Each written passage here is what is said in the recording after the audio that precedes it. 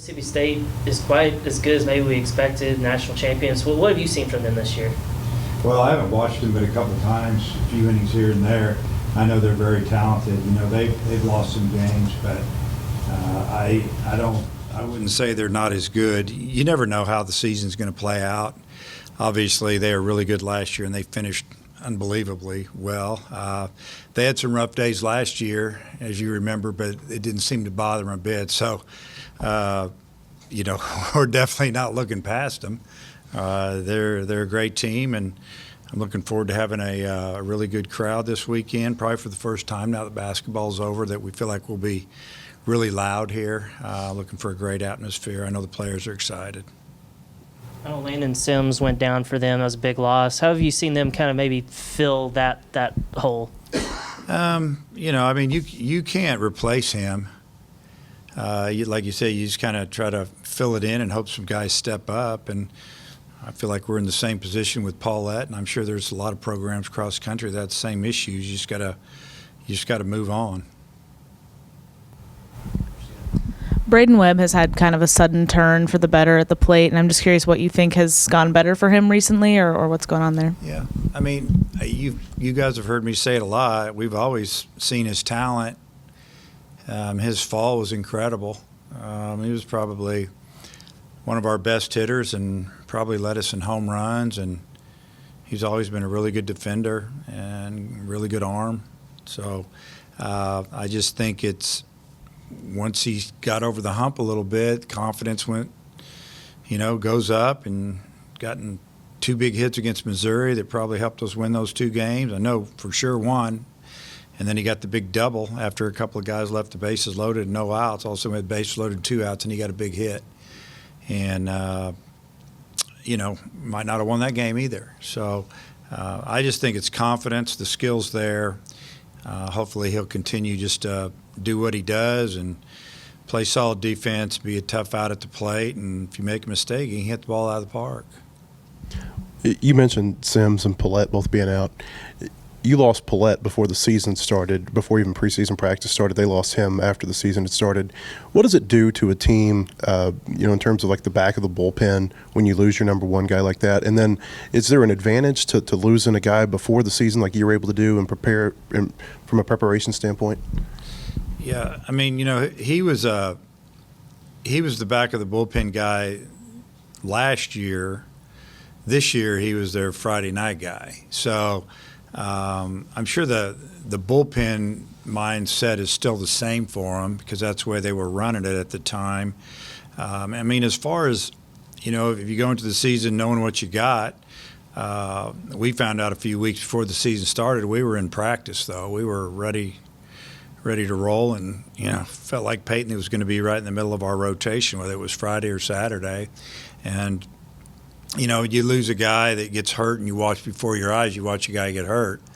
I mean, it's hard on your team, but we know in this sport that we're going to lose some pitchers to injury. I guess it's like football. They know they're going to lose some guys to knee injuries. It's just a matter of when. And I think that we were nervous about Peyton. We were nervous all last fall, but it was going good. And then all of a sudden he started having some elbow or just a little bit of irritation, and so we kind of knew what was going to go on there. But I don't know. I guess it's you deal with it and you move to the next guy. You don't have time to replace him. You just have to have somebody in your program step it up. How do you feel about your own bullpen going into the series? Well, I feel good about 2 or 3 of our guys. I mean, that's something that we're definitely, you know, concerned about. And the thing is, we've got guys out there with really good arms that haven't pitched very much yet. And if they can make a move, a guy like Nick Griffin or, you know, maybe Nick Moten. I mean, they both threw yesterday live to hitters, mid-90s stuff with sliders. It was good to see Gabe Starks come in and pitch the other night against Arkansas Little Rock, and I mean, his stuff's really good. He got himself into a jam, then he pitched his way out of it. Those are three really good arms that can help us. Evan Gray hasn't had a lot of opportunity. He threw really well yesterday. So, I obviously like what I'm seeing from Brady Tigert and Zeb Vermillion, and but we need a couple more guys. Evan Taylor's been outstanding. Really, if you got about 8 guys, counting the 3 starters, that's pretty much what you got to have 8, 7 or 8, 9. I think we went with 6 or 7 last year. And we always say we need one more guy. Anything you on Jace Borgman? Yeah, he'll be on the roster this weekend. He hit live yesterday. Took batting practice on the field on Tuesday. Looked pretty good. He hasn't.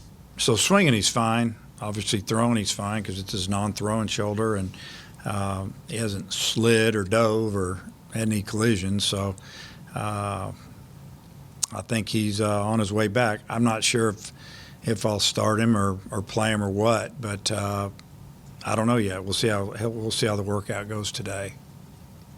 Will you keep your same rotation this week? Yeah, same rotation: Nolan, Smith, and Wiggins in that order. It's kind of surprising because your program's been so good and State's program's been so good. 2015 was the last time that there was a series without a sweep. Your thoughts on that and just kind of how odd the series has been? It's been unusual because the teams are probably fairly even in those years for the most part. 16, they were a lot better than us. That was a year that we had the meltdown and injuries, and it just didn't finish well. And they were playing to win the overall championship, I think, the weekend we were there, and beat us in a couple of tough games. And but other than that, yeah, I mean the sweeps. It is really unusual because it's unusual to win 3 in a row against somebody that's really good, and they've been really good. We've been pretty good as well, and usually somebody's going to lose a game, but our mindset going into the series is try to play well every game. Obviously, starting tomorrow. With Orphan being back, you're back kind of where you were at the beginning of the year with several options there in the outfield. How do you kind of handle that situation in the outfield? Well, we just kind of go with the guy that's swinging it the best, really.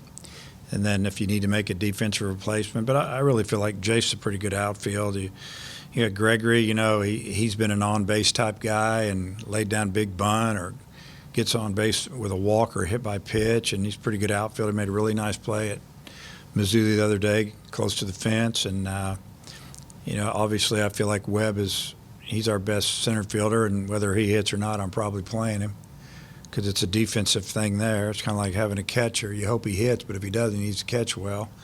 I'm not Lanzilli's. He's played every game, I think, and he's probably been one of the most solid and consistent hitters that we've had. So, Slavin's got to try to get back in the lineup, whether it's DHing, and it's not a problem for me at all. I don't see it as a problem. I see it as a good thing, and it's nice to have some options out there. Slavens is a guy that probably could have gotten drafted last year, came back. Is he putting too much pressure on himself? What are you seeing from him at the plate? Yeah, I see a lot of that, and we've had talks with him, worked with him. He's gotten in a lot of extra work this week, and he's fighting it. And whether he starts tomorrow or not, we need him. I mean, it's a guy that hit double-digit home runs last year, and I think he was hitting almost 300 going into the conference tournament. After that tournament, he got hurt. He didn't hit very well, but playing on a bum ankle, and it's just the way it goes. But he had a pretty good fall too. So for us to get back to where we need to be lineup-wise, we need him to hit. The other day about nothing can replace game experience. To lose the last 2 Wednesday games like you guys have done to weather, how much does that hurt your younger pitchers? Yesterday would have been some younger guys, like you said, and it would have been some guys that threw bullpens yesterday, like Griffin would have thrown an inning, and Toll and Stark, and well, not Starks, but Gray and some of those guys. Obviously, who's to say how it hurts you, but we have gotten in midweek games for the most part this year, and they've gotten some opportunity, but then they get to throw to our hitters, even if it's indoors because the weather's bad. So we're getting to see them, either take a step forward or stay the same or take a step back. So we have confidence to put them in the game one way or the other. But I don't know. I don't know how much it's really hurt us. I mean, it'd been nice for Austin Ledbetter to get a start yesterday because he's been up and down, a good inning, bad inning, good inning, bad inning. Just maybe make a move a little bit. But sometimes, we got that game in on Tuesday. The way the weather was yesterday, we definitely made the right call, and sometimes rest is good for the team. And on that decision yesterday, was it as much the cold weather as it was the rain? Yeah, it was really more about the outfield was really wet, and it was what the forecast was saying. And then if you dug in a little more and called some of the local guys, they all nailed it pretty good, kind of saying it's just going to mist and in and out rain probably till 8 o'clock, and that makes no sense. They had to travel all the way back. They've got a big series with Troy this weekend, and I don't want to get anybody hurt, obviously, going to catch a ball slip and kind of look at yourself like, what are we doing out here? Because we shouldn't have played. But, yeah, it was definitely the right call. And then with the proximity with UALR, is there any thought about maybe trying to make that up at some point? Yeah, he's got a couple weeks that might work for him, Coach Curry, but I don't know if we do. That's the only thing. The 1 week we have is right before the last conference series when we play on a Thursday. If you play on that Tuesday, I remember one year I watched it because we were going to play and something happened. We were going to A&M on last weekend. I think I watched 8 or 9 of the SEC teams lose on that Tuesday, and I saw a couple of Big 12 teams lose, and we're kind of going. And we've thought it all along. It's kind of like a trap game. Our guys could really, really not care too much about that game. They're ready to go get that last series underway. That's really the only one we have open. The week before it looks like we have an open week, but that's our finals week. So I don't know if it'll happen. It could. It's not like that it's done. We'll just see how it plays out. What have you seen from Kendall Diggs so far, and has he maybe earned himself some more at-bats going forward? I mean, I like Kendall at the plate. I want him to be a little bit more aggressive. I told him that after his at-bat before he hit the home run. I said, you're leaving runners out there, man. It's time for you to let it go.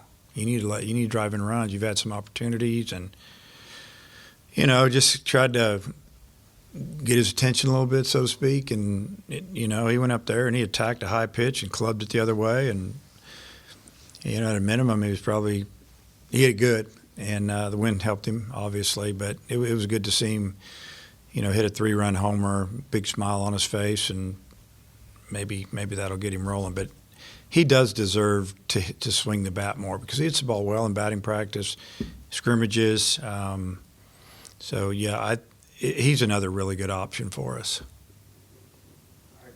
We're finally here. The top teams in college basketball have been determined, and the Final Four is set. Looking to wager on these games or the national championship? Head over to betonline.ag on your desktop or your mobile device and sign up today to receive your 50% welcome bonus on your first deposit. Just use our promo code BLEAV to get started. That's BLEAV. BetOnline remains your number one spot for all your updated odds and info, along with player props and new contests throughout the year. It's the best source for all your sporting wagering needs, including live betting and everyone's favorite Vegas casino and poker games. It's super easy to get started, so join today. Learn why everyone is saying BetOnline is the fastest and easiest way to wager on sports. BetOnline, where the game starts.